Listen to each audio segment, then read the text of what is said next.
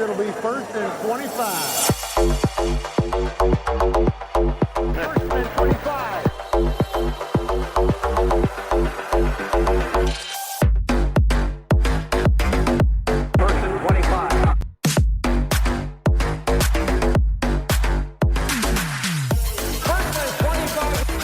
This is 1st and 25, the Football Zebras podcast, the Wild Card edition. I'm Ben Austro, and I'm joined by our Football Zebras crew. We have senior editor Mark Schultz and editor and podcast producer extraordinaire Chris Seubert. And we're going to first take a look at some of the things that jumped out in Wild Card weekend and in the semifinals of the bowls. And so I'll start with you, Mark. Well, one of the things that really jumped out to me was the continued progression of Adrian Hill as a referee. He came into the league for several years as a line judge and then a deep wing, and then he was promoted up to referee. He's always kind of been on the periphery of the playoffs, kind of last in, first out alternate. Maybe some years not even making a playoff. But I noticed this year he really has come on, and he is carrying himself with great confidence, great conviction in his calls, and he's done a very good job leading his crew, and his calls have been good. Well, they're good enough for him to get a wild card assignment. And then he got one of the, at least on paper, and at least in all the marquees, the most heated wild card assignment between the Bears and the Packers. And it was heated. It was chippy. It didn't get out of control, but his crew was on it. He commanded a presence out on the field, and he did a very, very, very good job. So Adrian Hill, he's a veteran, but you can still say he's moving and advancing, and maybe even an up-and-comer. And and he's been doing very well. I've been keeping an eye on him. Obviously, the progression from when he was promoted, and I've always been impressed with how he's run the show. And that's one of the things that's kind of weird is, if you come across in a way that doesn't have a lot of confidence, and not to say that he wasn't, but I can sense it a lot more now. And it's amazing how much difference that has. It's like, if you say it with authority, people will believe you. It's the same thing they said with Ben Dreith. They're like, when he said what it was, you believed it. Was that right? Well, I don't know, but he said it pretty loud and with conviction, so it must be right. So, he's doing very well. And, like you said, the wild card assignment we typically say is like your lower end assignment. That's not the case anymore when we have a 2 versus a 7. And as you said, there was chippiness in the game, but for Bears, Packers, I wouldn't have even considered that chippy at all. And some of it is the players, but a lot of it is the crew and the alternates that were there to kind of keep order throughout the game. We don't want somebody leaving, this game and potentially making an alteration to the flow of the game just on something that's kind of stupid. So that was good work by that crew to keep everything with a lid on it. Chris, what did you see this week? Well, in a weekend of relatively no controversy or a low number of controversy, there was a amusing moment in the Chargers-Patriots game when referee Ron Torbert had a little brain fart. He was attempting to signal delay of game, and he went through progression of you can see the gears turning. He kind of started with it looked like he was going to go for some sort of illegal shift signal, and then he actually signaled offside, and he actually said delay a game as he was signaling that. And then he clearly realized what was going on, where it's like, what am I doing? And you can see on his face, it's just a bemused look. And it was kind of a moment of lightheartedness, and it actually brought to light the outstanding announcing of Mike Tirico, because again, we have praised him for a variety of reasons on the officiating front.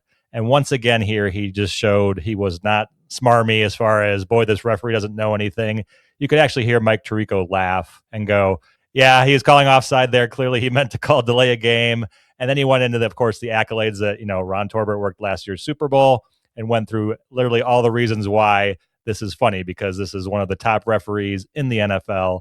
And he just had a brain fart at that point. And, the Friday night folks that work, we run into these issues sometimes too, especially on, weird, like disconcerting acts or, an illegal bat where you're like, what's the signal for that?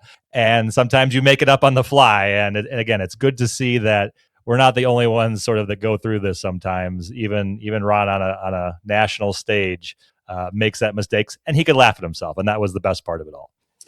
And and then when you go to Fridays and, if you're lucky to have a microphone to support it, great. But if you don't, and you make the signal for something that's one of the more obscure signals, and then the announcer is like, huh? And then he starts announcing something and you're like, no, not that, this. And, it becomes a bunch of semaphore almost without the flags there, trying to figure out how to get that communicated up to the public address announcer. But and that's one of the things. It's like, you prep for these games. It's a big game. That you're on a primetime spotlight.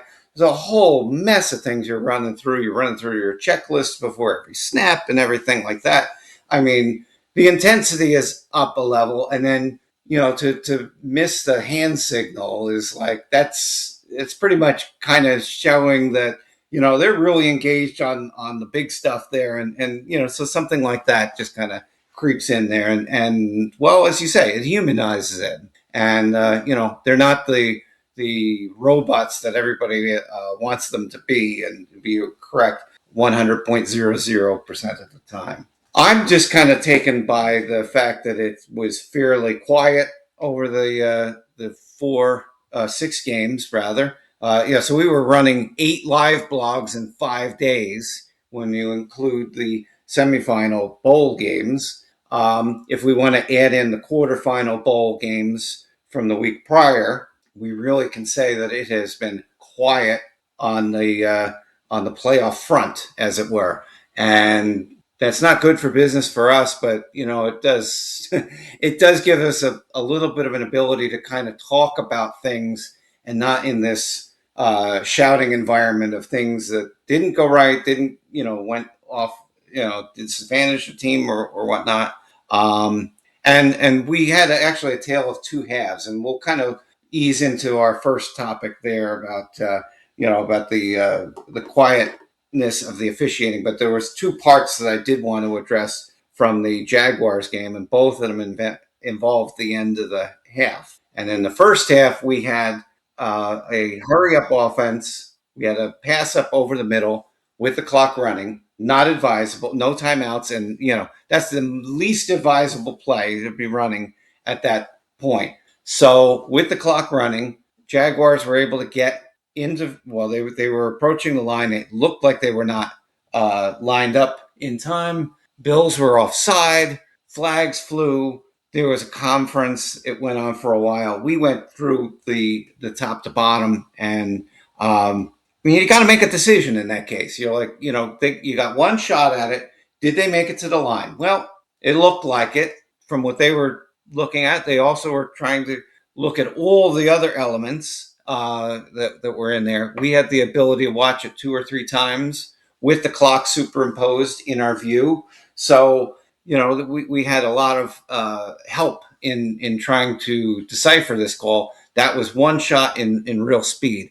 So I wasn't too disappointed with the fact that it was, a couple of half fractions of a second off from, them being set. They weren't set in time, but they did wind up giving them another chance. And that's where it becomes a little bit problematic. Replay can't fix it either, because replay can only look at the fact that the ball was snapped with time on the clock. And so we ran this by on the blog on Sunday, but that was just one little rough spot. But again, you got to make a judgment call in those situations. The other one was at the end where they had the interception and there was some contact. And so, being that I'm in Duval County, I didn't find myself to be a an unbiased juror, so I lent my I asked Chris Seubert to weigh in on that. So I have my feelings about it, but everything is tainted in teal. So why don't you take the call at the end of the game where there was an interception? Was the receiver interfered with? Yeah, I mean, I understand you have rose-colored glasses here, and this wasn't the typical sort of Jaguars collapse. So maybe that makes it more heartbreaking. I don't know. Again, my view, live, it was hard to tell, right? I mean, you have the game speed going on. The camera wasn't really focused on that defender, so it was hard to tell.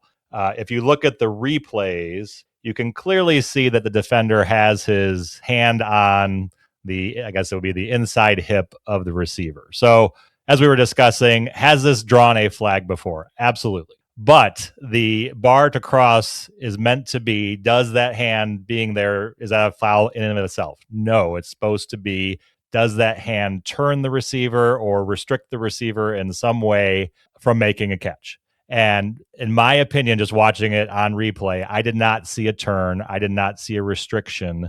I saw the defender reach across. He did not go through the back of the receiver, so there's that as well. And make the play to deflect the ball, and then obviously it was ultimately intercepted. Now, does the reaction of the wide receiver necessarily tell you something? Sometimes it does, because they will tell you if they think they were interfered with, and that receiver did not seem to argue or gesticulate in some way where he was like, "Oh my gosh, there should be a flag here." Is that a decision that you should necessarily take into account? No, but as far it does give some credence to the story that he was not turned. And that was my opinion from outside of the state of Florida, but I'm sure others, and I'm sure Jacksonville Jaguar fans have a different feeling. Well, and I looked at what you had analyzed when you had texted it to me, and I was like, I had accepted it, and it was very well reasoned, and I just wanted to make sure, and as we really kind of said, there wasn't enough there. So again, you're looking for that material restriction. There's bumping, there's any kind of contact coming on back and forth. But so you could say that it's restrictive in a way, but it's got to be material restriction, and it really wasn't there, and unfortunately, that was the end of a pretty exciting season, and the spring training for jumbo shrimp starts in 2 months. One thing I want to go to now is to take a look at. We looked at the games, but let's kind of look at the crews and how they compose them. And every year we run into this conversation, so we'll kind of address it, which is you don't have crews advancing as a whole unit to specific games. You do have from time to time you'll have 3 or 4 or 5 from the same crew working together, but they do get split up into different rounds from time to time, and they'll move officials around based on how well they did and which games that they think that they will be best in. Basically, Jerry Seaman, the former head of officiating, says you got to put in the trenches who you want to go to war with. So in this case, we have all-star crews, or that would be for the last 3 games of the postseason. Better term is mixed crews versus crews advancing by themselves. So just give me a counterpoint to why we shouldn't just advance crews by themselves. Well, if you advance a whole crew, you might have a brand new rookie on who is not yet ready for playoff football.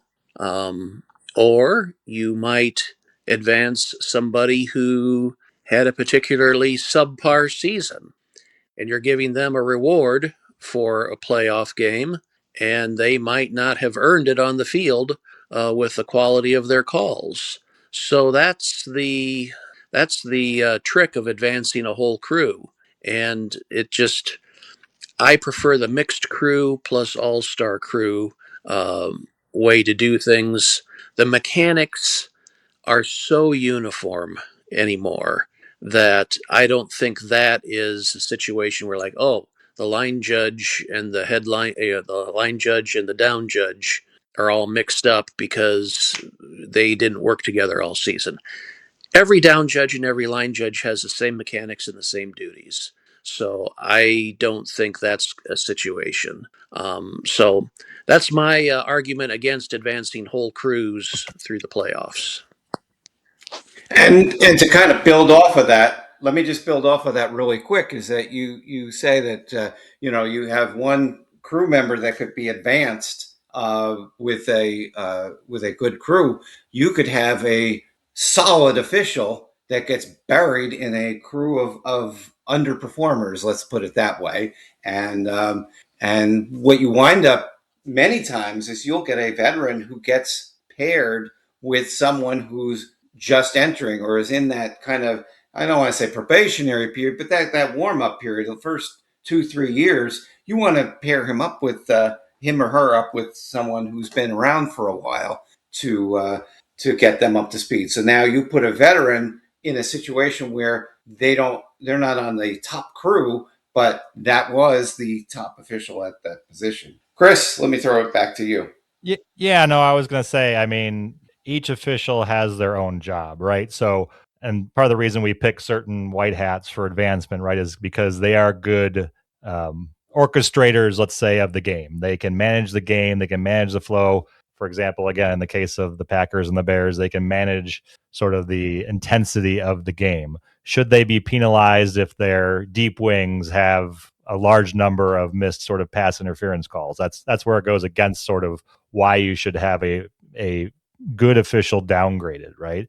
And I think that's why most of the officials don't want it, because they would be penalizing good officials and advancing, quite frankly, lower rated officials, and that's probably why management doesn't want it either. And from time to time, and part of what we hear as a reason why is you have your crew cohesiveness. They've been working together all year, and that's not to say that we don't see bumps every once in a while with the mixed crews, because you are dealing with people that you haven't dealt with all year. You have pretty much worked with a lot of these officials, either at the clinics or you've been on their crews in prior years. So you're not dealing with anybody too foreign to you. The mechanics and the vocabulary is stuff that is handled at the clinics, is in the training tapes. So when you say bang, bang, you're conveying a whole mess of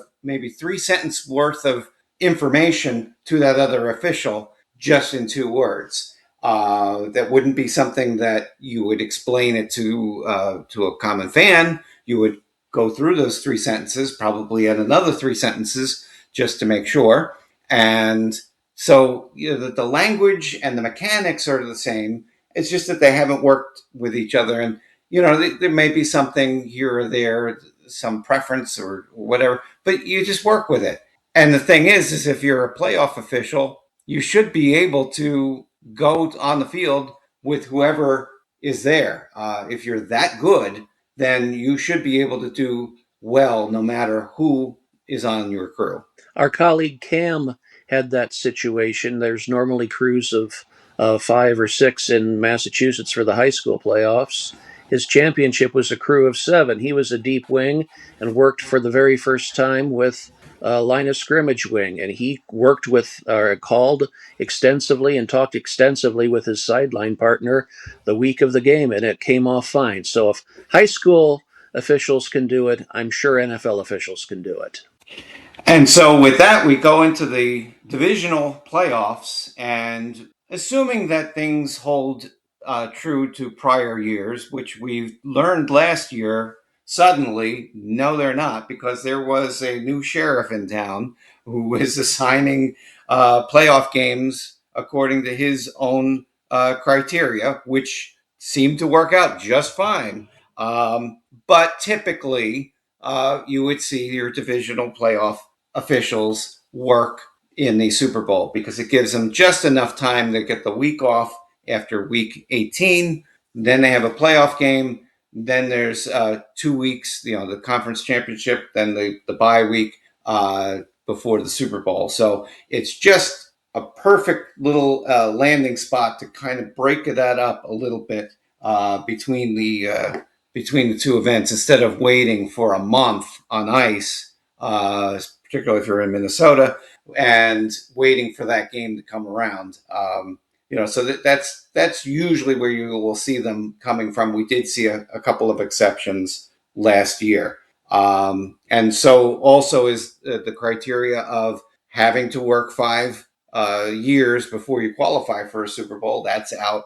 The only ones that are really sticking are you can't repeat a Super Bowl assignment, and you can't be on the field if you're in your rookie season, or if you're a rookie white hat. You can get an alternate assignment if you're a rookie white hat, but that pretty much is baked into the collective bargaining agreement, I believe. So those won't change. And Ramon George pretty much is saying, I'm going to put my stamp on these assignments. I'm going to put them where I think they're going to work best. And if my second or third year official at the umpire position excels, I'm going to put him on that championship game. And I'll also put him on the Super Bowl too, because he's just that good. All right. Well, and there wasn't any real complaints from the teams about officiating. So we're heading into the divisional round. What do you see? What do you like? What are we hoping for? What do we got? Well, of the 4 white hats, it's 2 veterans and 2 up-and-comers. Hussey and Sheffers are the veterans, and Hockley and Smith are the up-and-comers. All 4 of them are very worthy to get a Super Bowl, and all 4 of them would be very fine if they worked it. I would say, just to keep your eyes open about something, if Sheffers is assigned a Super Bowl, that will be his 4th. He would tie Jerry Markbright as the official with most referee assignments to the Super Bowl at 4. There's officials at other positions that have worked 5, but Markbright right now holds the record at 4 Super Bowl assignments as referee. So that would be interesting. Hussey has worked a Super Bowl as a line judge, so he knows what a Super Bowl is all about. And Hockley and Smith would get their first ring if they got it. Yeah, and if you look at who's left for the championship games, we're kind of down to we think probably 3 names. Bill Vinovich, who we all think is an extraordinary official, has yet to have an assignment this postseason, and I have a hard time believing he would go through a postseason without an assignment. So he's probably one of the championship game officials. It also leaves Alex Kemp on sort of maybe the outside looking in, or he could sneak in front of Clay Martin. I think those are your other 2 that could be penciled in for that second championship game. Both have had good seasons. Those are both up-and-comers as well, I would say, on the grand scheme of things. And obviously, Vinovich is a veteran. So it'll be interesting to see how they go, but those are kind of the 3 that we're looking at for the championship assignment. And looking forward to another championship of a different flavor. We have the national championship game. The Big 12 gets the assignment for the officiating crew. And Mark, we're going to reveal right now who has the referee assignment for that game. Michael Vandevelde is going to be the referee for the national championship game. He has worked numerous high-profile bowls, 2 Rose Bowls, several other New Year's Day bowls. He also has worked spring football in all its iterations. If he has NFL aspirations, I'm sure he's on someone's short list at the NFL. But he's a very good official. I've always been impressed with him, so congratulations. And with that, we bring to a close another episode of the First and 25 podcast. My thanks to Mark Schultz and Chris Seubert. You can listen to us every week on your favorite podcasting app. Next week, we will also be posting on Wednesdays because we do have a national championship game, and so we will not be recording at our usual time. So catch us a day later for the roundtable discussion next episode. Many thanks for listening.